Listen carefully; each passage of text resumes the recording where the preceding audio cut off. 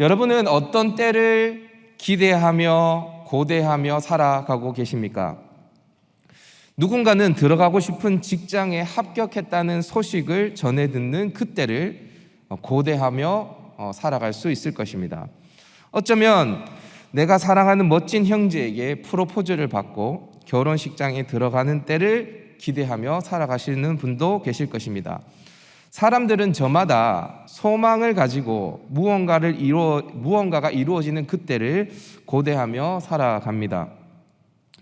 오늘 본문에 나오는 제자들도 마찬가지입니다. 예수님과 제자들은 성전으로 나아갑니다. 그때 제자들이 성전 바깥으로 나아갑니다. 이때 제자들이 예수님께 이렇게 이야기합니다. 우리 1절 말씀 한번 읽어보십시다. 시작.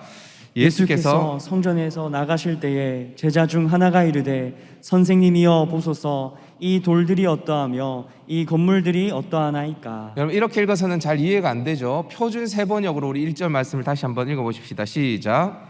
예수께서 성전을 떠나가실 때에 제자들 가운데서 한 사람이 예수께 말하였다. 선생님 보십시오, 얼마나 굉장한 돌입니까? 얼마나 굉장한 건물들입니까? 제자 중에 한 사람이 헤롯 성전의 웅장함을 바라보면서 그 성전에 찬사를 보내고 있습니다. 이 당시 헤롯 성전은요, 스룹바벨 성전을 증축하여서 엄청난 규모를 자랑했습니다. 솔로몬의 성전의 성소의 높이가 30규빗이었는데 30규빗은 대략 15m 정도 됩니다. 그런데 헤롯 성전의 고는요 60규빗이었습니다. 그러니까 30m였어요. 엄청나게 크죠. 헤롯 성전의 현관의 높이는 100규빗, 그러니까 50m 정도 됐습니다. 현관 정면과 동편에는 금으로 도배가 되어져 있었어요. 화려함도 대단했습니다. 성전의 본체를 비롯해서 성전의 뜰을 다 포함하면 성전 외벽에 둘러싸인 헤롯 성전의 지대가 얼마냐면 총 면적이 14만 1638제곱미터, 엄청나죠? 이게 어느 정도냐면 예루살렘이라는 한 도시의 6분의 1에 해당하는 엄청난 규모입니다. 헤롯 성전이 이렇게 웅장하고 대단했지만 그 안에서 하나님을 향한 참된 예배는 드려지지 않았다라는 것을 우리가 몇 주 전에 살펴봤습니다.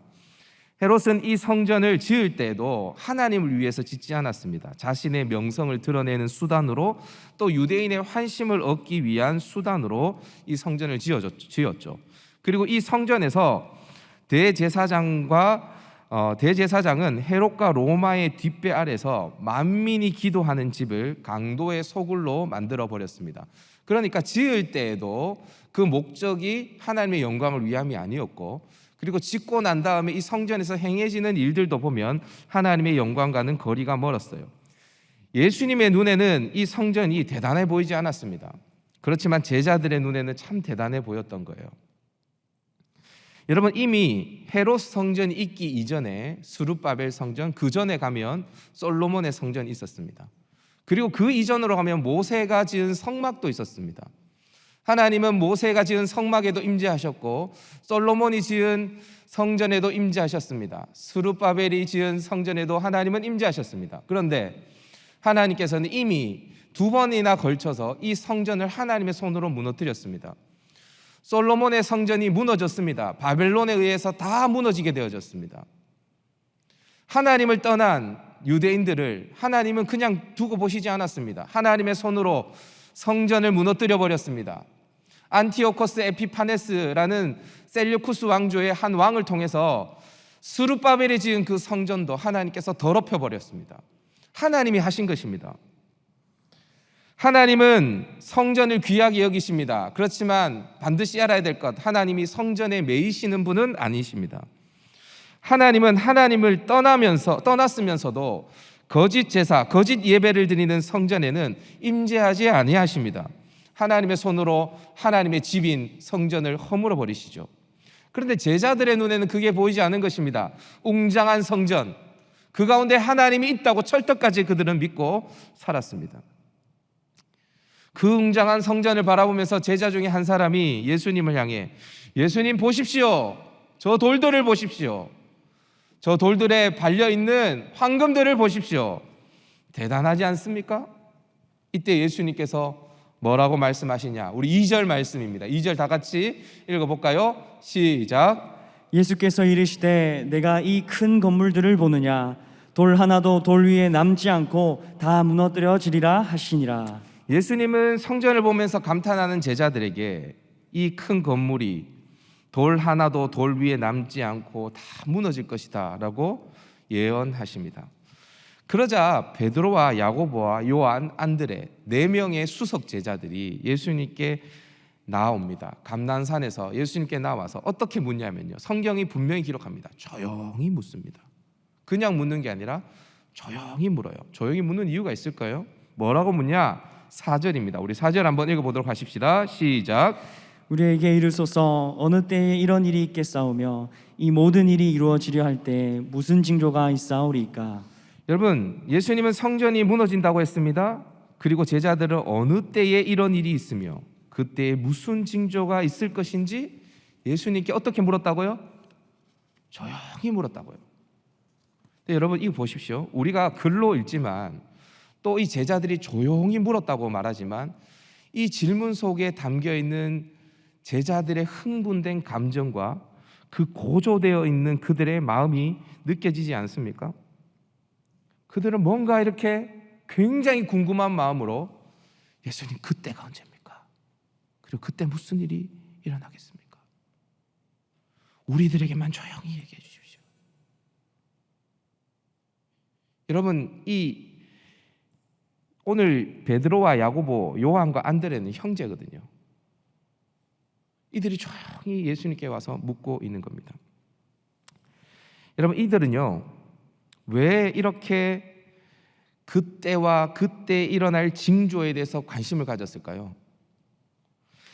제자들은요 성전이 무너지는 그때가 바로 하나님의 나라가 임하는 때라고 생각했던 것입니다.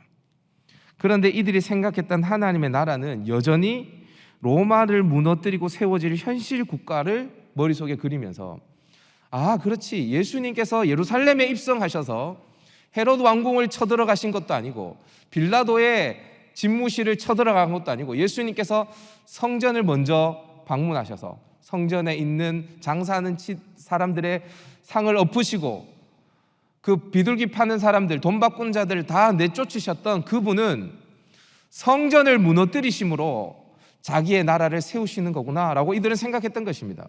그래서 흥분되고 고조되어졌던 거죠.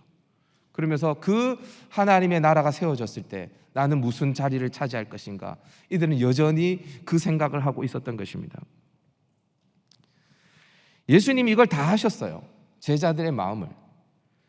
그런데 예수님께서 이 성전이 무너질 때 그때가 언제인지, 그때가 무슨 일이 일어나는지, 그 징조가 무슨 일이 있는지 예수님께서는 제자들의 마음을 다 아셨지만 말씀을 시작하십니다. 여러분 우리는 이 재난의 징조가 단지 성전이, 헤롯 성전이 무너질 때의 징조가 아니라 말세에 일어날 징조라는 것을 다른 복음서를 통해서 확인할 수 있습니다. 그래서 오늘 본문 5절부터 37절까지 13장 거의 대부분이 이때 이 말세에 일어날 징조에 대해서 예수님께서 이제 하시는 말씀이십니다. 그때가 언제이며 그때에 무슨 징조가 있겠습니까? 라는 제자들의 질문에 예수님께서 대답하시는 본문이 오늘 우리가 앞으로 살펴볼 13장의 본문입니다. 제자들이 어이없는 호기심에 대해서 예수님은 재난의 징조에 대해서 말씀하셨는데, 근데 마가는 이것을 기록하고 있어요. 13장의 말씀을. 자, 그러면 마가가 기록한 이 말세, 예수님께서 말씀하신 이 말세의 징조, 그 징조가 오늘 우리에게 무슨 의미가 있냐라는 것입니다. 우리에게. 여러분 지금 예루살렘 성전 다 무너졌죠? 헤롯 성전은. 그죠? 우리에게 무너질 성전이 있는 것도 아닙니다. 그죠? 우리에게 이 말세의 의미가 어떻게 해석되어져야 하냐라는 것입니다. 저를 한번 따라해 봅시다. 예수님은 하나님 나라의 왕이시다. 하나님 나라의 왕이시다. 여러분 우리가 지난 본문들을 한번 기억을 더듬어 보십시다. 제가 한 3주 동안 갈릴리 설교 안 해서 여러분들이 기억이 안 나실 수 있는데 전도사님, 강도사님, 그리고 제가 했던 설교를 한번 쭉 한 달 전까지 한번 되돌아가 보십시다. 예수님께서는요, 예루살렘에 입성하실 때에 나귀 새끼를 풀어서 가지고 오라고 하십니다. 그죠? 그냥 가지고 오라. 주가 쓰시겠다 하라. 그렇게 하면서 나귀 새끼를 가지고 오라고 하십니다. 왜 이렇게 하셨다고 했죠? 예수님의 주권, 그죠? 그분이 온 세상의 주인이라는 사실을 드러내기 위해서 그렇게 하셨다라고 했습니다. 그리고 예루살렘에 입성하셨습니다. 호산나 다윗의 자손이 엄청난 환호를 받고 예수님이 입성하셨습니다. 그러면서 가장 먼저 간 곳이 어디였다라고 했습니까? 성전이었습니다. 듣고 계시죠? 저기 중층에 듣고 계시죠? 네, 좋습니다. 고개라도 끄덕여 주십시오. 네. 성전에 들어가셨어요. 그리고 성전에서 뒤집어 엎으셨습니다. 앞서서 말씀드렸듯이 매매하는 자, 비둘기 파는 자, 돈 바꾸는 자들 다 내쫓으십니다. 그러면서 말씀하시죠. 내 집은 만민이 기도하는 집이다. 성전은 하나님의 집이죠. 그런데 예수님은 이 성전을 향해서 내 집이라고 이야기합니다. 그러니까 자신이 곧 이 성전의 주인인 하나님이라는 겁니다. 이 모습을 본 대제사장들과 서기관들이 예수님을 어떻게 죽일까 그때부터 모의하기 시작합니다. 그리고 예수님은 권위 논쟁을 유대 종교 지도자들과 하게 되어집니다. 그런데 모든 이 신학적 논쟁에서 예수님께서 다 승리하게 되어집니다. 여러분, 일단 11장, 성경 있으시면 11장 27절로 한번 가보십시다. 11장 27절. 오늘 성경처럼 여러분들이 좀 펼치셔야 돼요. 11장 27절. 그들이 다시 예루살렘으로 들어가니라. 예수께서 성전에서 거느실 때에 대제사장들과 서기관들과 장로들이 나와 28절 이르되 무슨 권위로 이런 일을 하느냐, 누가 이런 일을 할 권위를 주었느냐, 이렇게 이야기합니다. 여러분, 여기에 등장하는 인물이 있습니다. 대제사장들, 서기관들, 장로들, 맞죠? 다시요. 대제사장들, 서기관들, 장로들이 예수님께 나와서 하는 말이 뭐냐면 네가 무슨 권위로 이런 일을 하느냐라고 묻습니다. 여러분, 이들이 말하는 이런 일은 뭘까요? 성전에 매매하는 자들을 다 내쫓으신 일을 말하는 겁니다. 네가 뭔데 도대체, 네가 뭔데 지금 이런 일을 하냐라는 거예요. 여러분, 여기에 대제사장들과 서기관들과 장로들의 그 뿌리 깊은 심리가 우리가 발견되어지는 것입니다. 그게 뭐냐면 네가 무슨 권위로 이런 일을 하느냐라는 그 말 속에는 우리는 권위 있다라는 겁니다. 한마디로 무슨 말이냐면, 제가 그냥 일본어를 써서 죄송한데 여기 내 나발인데, 여기는 내 구역인데, 내가 주인인데, 내가 대제사장이기 때문에 내 말이 통하는 곳인데 너는 뭔데 무슨 권위로 이런 일을 하느냐라고 예수님께 따져 묻는 것입니다. 예수님께서는요, 이 대제사장과 서기관과 장로들에게 예수님께서는 그러면 너희에게 나도 질문을 하겠다. 요한의 세례가 하늘에서부터 온 거냐, 즉 하나님이 허락하신 세례냐, 아니면 사람으로부터 일어난 일이냐라고 묻습니다. 그러니까 이들이 대답하지 못해요. 군중들이 두려워서. 그리고 난 다음에 예수님께서 바로 하신 비유가 있어요. 그게 무슨 비유죠? 우리 휘강도사님이 하신 설교 본문, 포도원 농부 비유. 새까맣게 입고 계시군요. 어떤 주인이 포도원 농부들에게 포도원을 맡기고 타국으로 갔잖아요. 그죠? 그래서 정산하러 보냈더니 종들을 때리고 죽이고 아들도 죽였잖아요. 그죠? 그 비유를 우리가 봤죠. 그 비유를 하면서 성경에서 뭐라고 이야기하냐면요, 이 비유를 하니까 이렇게 이야기합니다. 12장 12절을 보면 그들이 예수의 이 비유가 자기들을 가리켜 말씀하신 줄을 알고 잡고자 하되 무리를 두려워하여 예수를 두고 가니라. 예수님께서 이 비유를 하시니까 이 비유를 들은 사람들이 있었어요. 누굴까요? 앞서서 네가 무슨 권위로 이런 일을 하느냐라고 따져 묻는 대제사장들과 서기관들과 장로들이에요. 이들이 자기들을 가리켜 하시는 말씀인 줄 알고 잡고자 하되 무리를 두려워하여 예수를 두고 갔대요. 그러니까 이 비유는 예수님께서 대제사장들과 서기관들과 장로들, 성전에서 주인 노릇하고 있는 그들에게 너희가 주인이 아니야, 진짜 주인은 나야. 너희는 내가 잠깐 맡겨놨는데 너희는 악한 청지기야 라고 예수님이 말씀하시는 거예요. 예수님께서 봐요, 대제사장들, 서기관들, 장로들 무너뜨렸습니다. 권위 논쟁에서. 자, 그 다음에 한번 볼까요? 그 다음 보시면요, 12장 한번 가볼까요? 12장 13절 한번 보세요. 12장 13절 보세요. 여러분 성경 좀 찾아보세요. 12장 13절 가면 그 다음에 도전자, 예수님이 2차 방어전 하고 있습니다. 2차 방어전. 12장 13절 보면 그들이 예수의 말씀을 책잡으려 하여 바리새인과 헤롯 땅 중에서 사람을 보내매라고 이야기합니다. 자, 보세요. 그들이 예수의 말씀을 책잡으려 하여, 여기서 말하는 그들은 누굴까요? 앞에 나온 대제사장들과 서기관들과 장로들을 가리키는 것입니다. 대제사장들과 서기관들과 장로들이 누구를 보내는 거예요? 바리새인과 헤롯 땅을 보내는 거예요. 왜? 책 잡으려고. 그러니까 이게 뭐냐면 지금 릴레이 달리기 하는 겁니다. 이들이. 그러니까 대제사장들과 서기관들과 장로들을 예수님께서 이기고 나니까 그 다음에 이 대제사장들과 서기관과 장로들이 그 다음 타자를 내보내는 거예요. 그 다음 타자가 누구냐면 바리새인과 헤롯 땅입니다. 그래서 어떤 일이 일어나냐? 세금 논쟁이 일어나게 되십니다. 예수님께서 그 유명한 말씀, 가이사는 가이사에게, 하나님의 것은 누구에게? 하나님에게. 이 말씀으로 이 세금 논쟁도 예수님께서 이겨버립니다. 자, 그리고 난 다음에 12장 18절에 등장하는 사람이 누구냐면 사두개인들입니다. 사두개인들. 3차 방어전. 12장 18절 이하를 보면 부활이 없다고 생각했던 사두개인들이 계대 결혼법이라는 율법의 예를 들면서 부활에 대해서 묻습니다. 예수님께서는 이 부활에 대해서도 명쾌히 말씀하시면서 3차 방어전에도 성공하게 되어지십니다. 자, 보세요. 대제사장, 서기관, 장로, 바리새인, 헤롯 땅, 사두개인, 거의 유대의 모든 종파의 지도자들을 예수님께서 다 이겨버렸어요. 이해되십니까? 대제사장, 서기관, 장로, 바리새인, 헤롯 땅, 사두개인, 거의 모든 종파의 지도자들을 예수님께서 다 이겨버렸어요.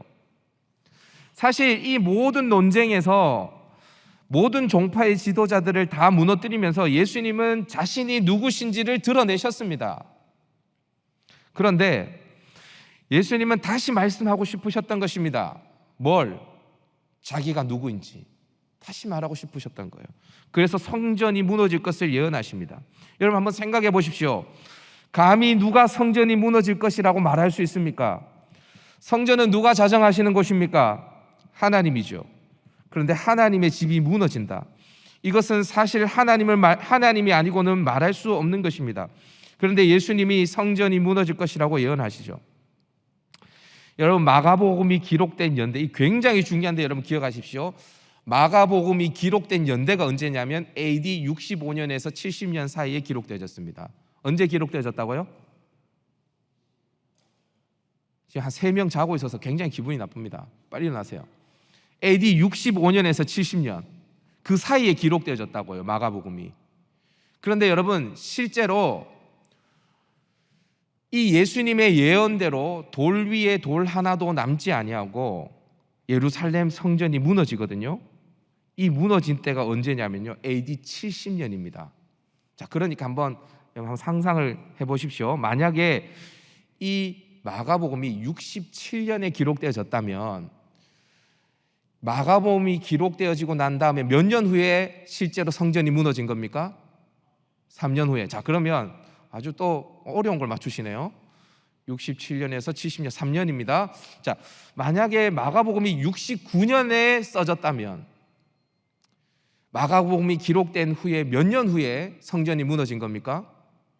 1년 후에. 야, 역시 여러분들의 실력은 대단하십니다.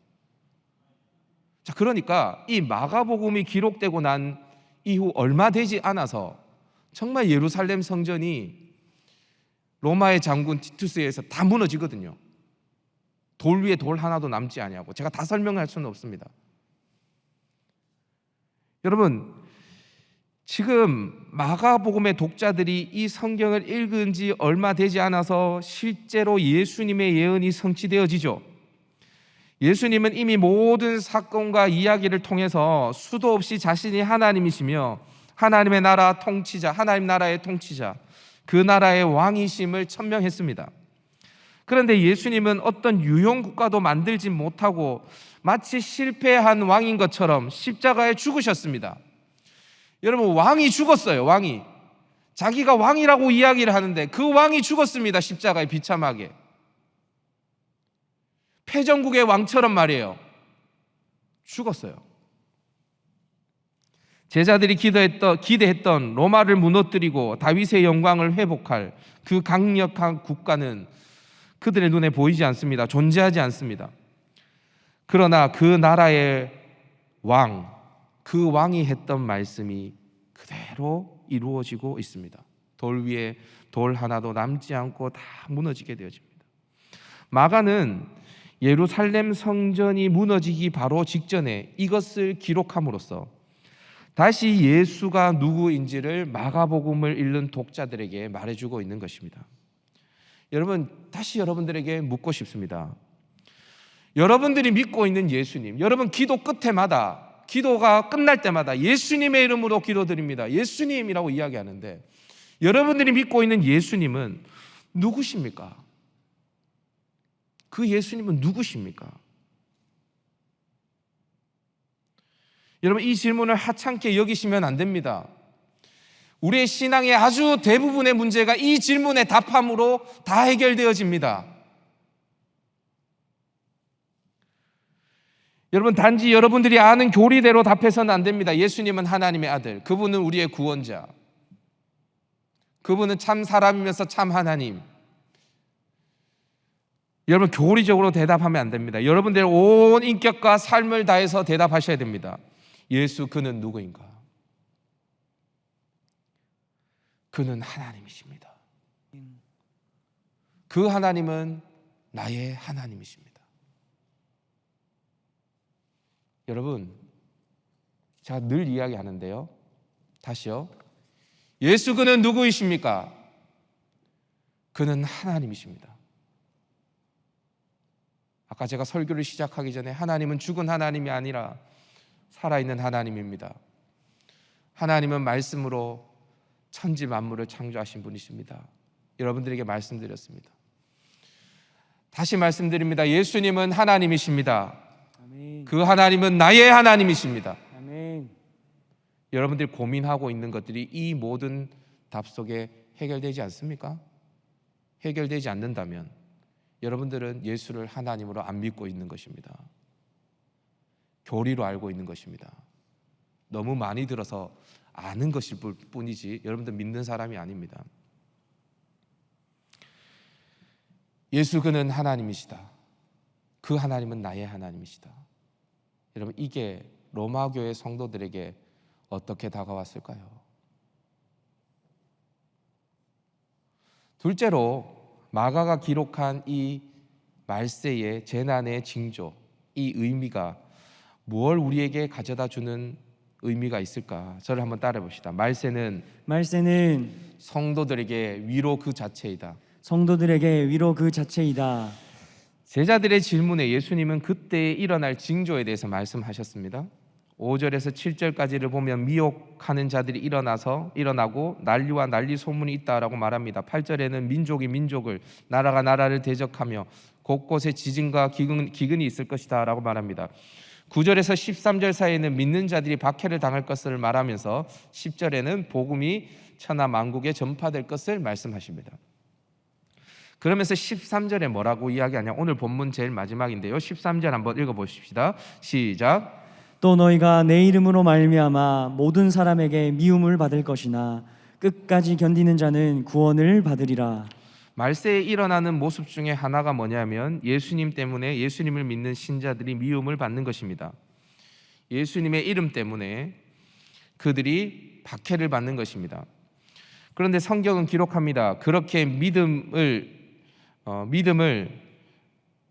가지고 끝까지 박해를 받지만 끝까지 견디는 자는 어떻게 된다라고 이야기합니까? 구원을 받으리라 라고 이야기를 하고 있습니다.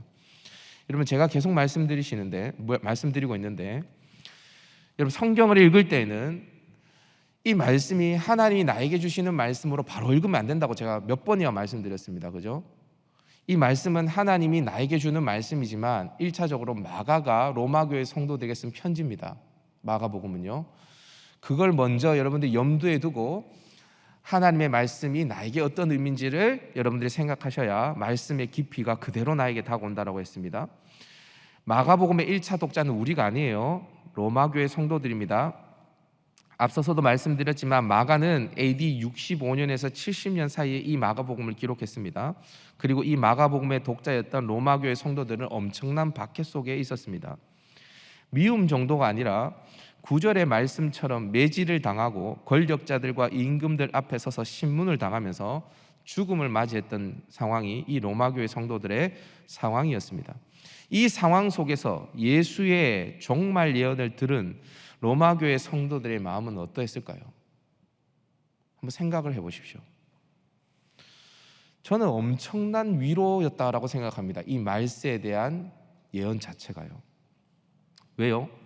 자신들의 박해를 예수님이 이미 다 알고 계셨다라는 의미죠. 그죠? 그리고 그 박해가 말세에 일어날 징조이니까 언젠가 끝이 오겠구나, 견뎌야지. 그래, 예수님이 말씀하셔서 끝까지 견디는 자는 구원을 받을 것이다. 그래, 견뎌야지 하면서 견딜 힘을 그들은 가졌을 것입니다. 여러분, 원래 삶은 죽음에 의해서 의미를 얻게 되어집니다.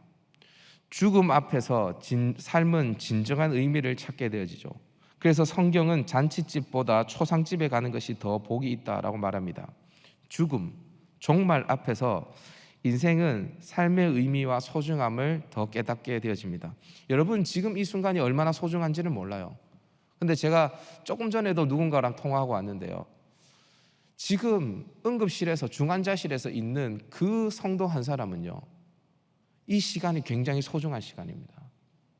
왜냐하면 인생의 종말 앞에 있거든요.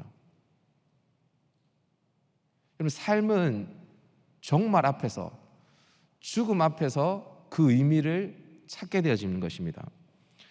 예수님께서 로마교회 성도들이 이것을 읽을지 말지 예수님은 다 아셨을 거예요, 아마.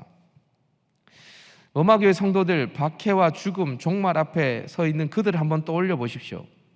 예수님의 말세의 징조, 이 재난의 징조는 그들에게는 현실이었습니다. 왜냐하면 그들은 지금 그 자기들이 살아가는 그 순간이 말세예요.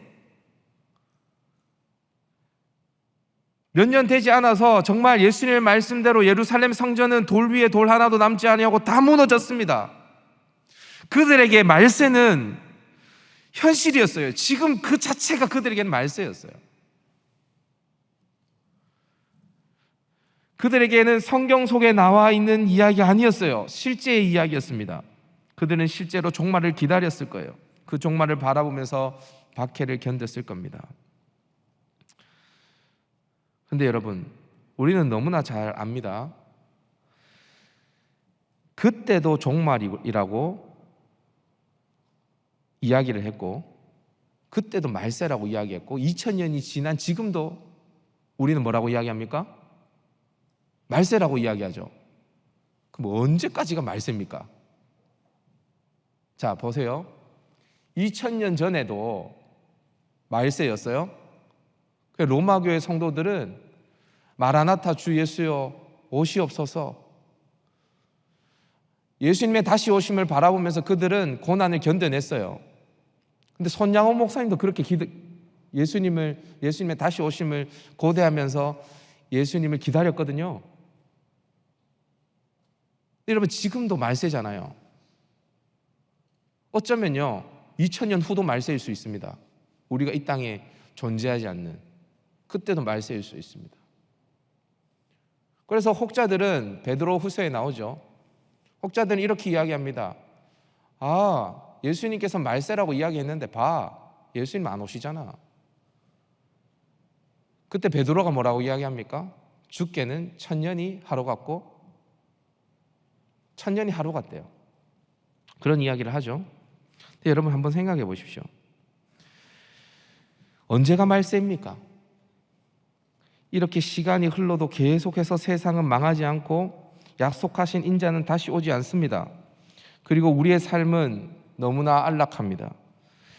초대교회 성도들, 박해 속에서 생명을 걸었던 우리의 신앙의 선배들, 일체치하에서 신사참배를 거절하고 목숨을 걸었던 우리의 신앙의 선배들은 다 종말을 사모하면서 살았습니다.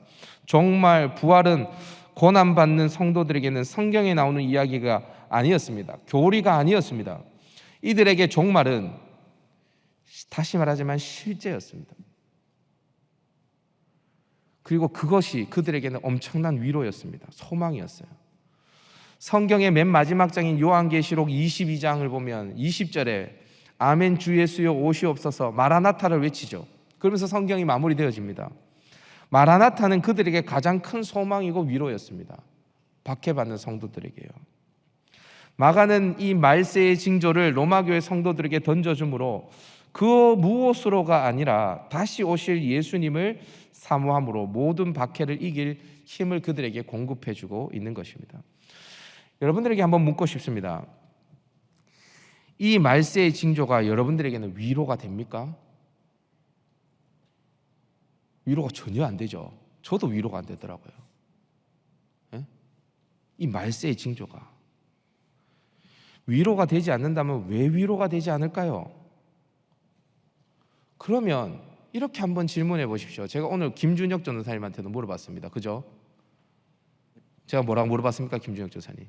저에게 소망이 무엇이냐? 다시 큰 소리로. 저의 소망이 무엇이냐고 물어보셨습니다. 저의 소망이 무엇이냐고 물어봤죠. 네. 그죠?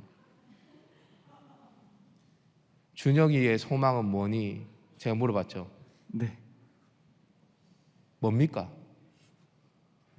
저희 통장 잔고에 들어있는 돈입니다. 아, 통장 잔고 얼마나 되십니까? 얼마 되지도 않을 것 같은데. 여러분들의 소망은 무엇입니까? 제가 지나가는 조인식 목사님한테 물어봤습니다. 조인식 목사님의 소망은 뭡니까? 여러분들의 소망은 뭐죠? 대답해 보세요, 스스로.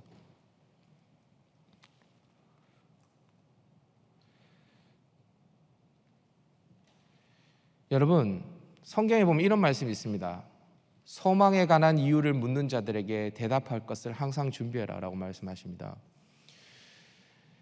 초대교회 성도들, 이 로마교회 성도들에게 소망은요, 예수 그리스도. 그분은 나의 왕이시다. 그 왕은 다시 오실 것이다. 우리는 그때를 기다리고 있다. 이게 그들의 소망이었습니다. 그래서 누군가가 너의 소망이 뭐니? 라고 물어보면 그들은 쉬지 않고 말했습니다. 예수 그리스도! 예수 그리스도가 나의 소망이십니다. 왜냐하면 그분은 나의 왕이시기 때문입니다. 그분은 다시 오실 것이기 때문입니다. 이것이 그들의 소망이었습니다. 그 당시에 박해받는 로마교회 성도들과 로마 시민들의 소망은 완전히 달랐습니다. 우리의 소망과 지금 교회 바깥에 있는 예수님을 알지 못하는 사람들의 소망과 어떤 차이가 있나요? 여러분들의 소망은 뭐죠?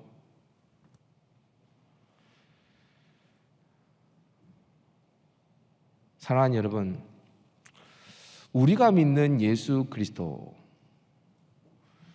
2000년 전에 당시 로마 교회 성도들이 믿었던 예수 그리스도는 다른 예수가 아니죠. 그죠? 그들이 읽었던 마가복음을 지금 우리도 읽고 있습니다.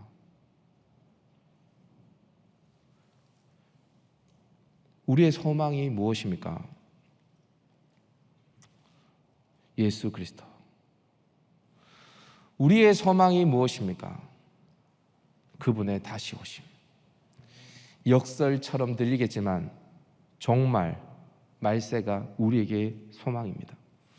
만약 우리의 소망이 이것이 아니라면 사도 바울의 말처럼 우리는 이 세상에서 가장 불쌍한 자임에 틀림이 없습니다. 여러분, 이게 여러분들이 예수 그리스도가 여러분들의 인생의 소망이 되지 않고 예수 그리스도의 다시 오심이 여러분들에게 소망이 되지 않는다면, 여러분 이 시간에 나가서 돈 버세요. 여기 있으면 안 돼요. 정신을 차리셔야 됩니다. 세상의 사람들은 지금 열심히 살아가고 있습니다. 우리의 소망이 무엇입니까? 달라야 됩니다. 세상 사람들과 완전히 달라야 됩니다. 제가 계속 여러분들에게 똑같은 말씀을 전하고 있습니다. 생존이 아니라 사명을 위해서 살자. 기억나십니까? 예수 그가 누구신가? 계속 이 마가복음을 통해서 말씀을 함께 나눴습니다. 여러분 주위에 예수님을 알지 못하는 자들이 저와 여러분이 어디에 소망을 두고 살아가는지를 다 보고 있습니다. 아, 우리랑 똑같구나. 쟤네들도. 와, 쟤네들은 우리랑 다르구나. 쟤네들의 소망은 우리의 소망과 다르구나. 다 보고 있습니다. 다. 우리의 소망이 오직 예수 그리스도, 오직 종말이 되기를 주님의 이름으로 부탁드립니다. 아멘을 아무도 안 하시네요. 우리의 소망이 오직 예수 그리스도, 그분의 다시 오심이 우리의 유일한 소망이 될 수 있기를 주님의 이름으로 축복합니다.